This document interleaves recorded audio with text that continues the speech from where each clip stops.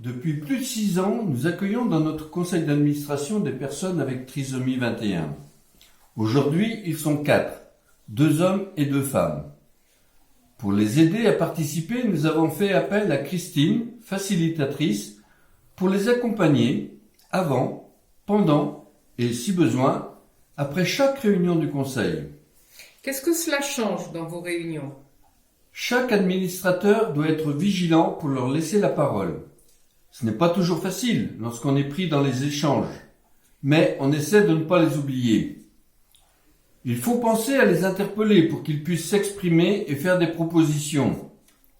C'est pour eux que l'association fait des projets, mène des actions. Il est normal qu'ils soient partie prenante dans les discussions et dans les décisions qui seront prises. En conclusion, en tant que président, je suis satisfait de la présence de ces personnes avec trisomie dans notre CA. Elles sont très fières de pouvoir représenter l'association dans différentes circonstances et pouvoir parler de leur parcours, de leurs attentes, de leurs projets. Ce sont vraiment les meilleurs ambassadeurs pour parler de la trisomie. Noémie, pourquoi as-tu voulu te présenter au conseil d'administration de Trisomie 21 de Celles ? Cela me permet d'être informée sur les activités de l'association et la vie des services. Qu'est-ce que cela t'apporte d'être élue et vice-présidente ? Je peux poser des questions sur les activités de l'association et faire des propositions qui intéressent les personnes avec handicap. Et pour GPA ? J'ai été désignée pour être au CA de GPA. J'apprends à mieux à connaître l'association. Quelles sont tes autres missions ?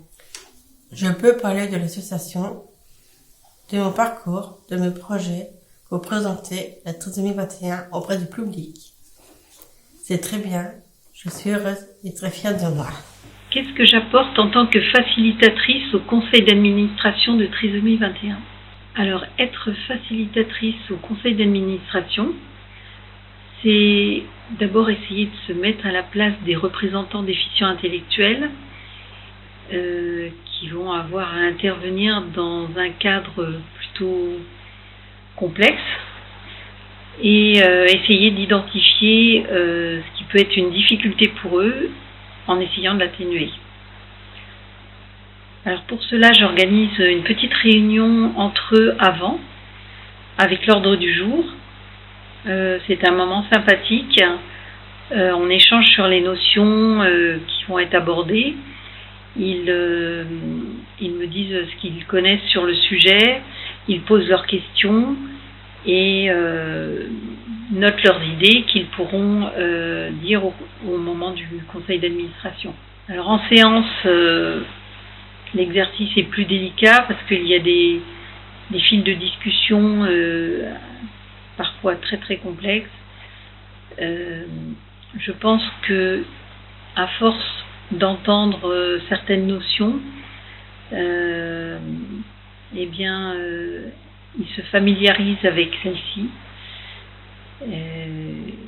et peuvent vraiment participer à leur niveau à ce conseil d'administration. Mais je pense qu'il y a des choses à inventer encore pour qu'ils soient encore plus participatifs. Alors qu'est-ce que ça m'apporte ?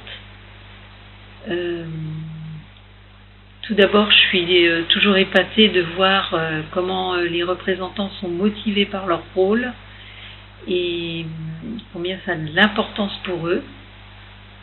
J'ai la satisfaction de voir comment ils peuvent se révéler et s'adapter au sein d'un milieu bienveillant.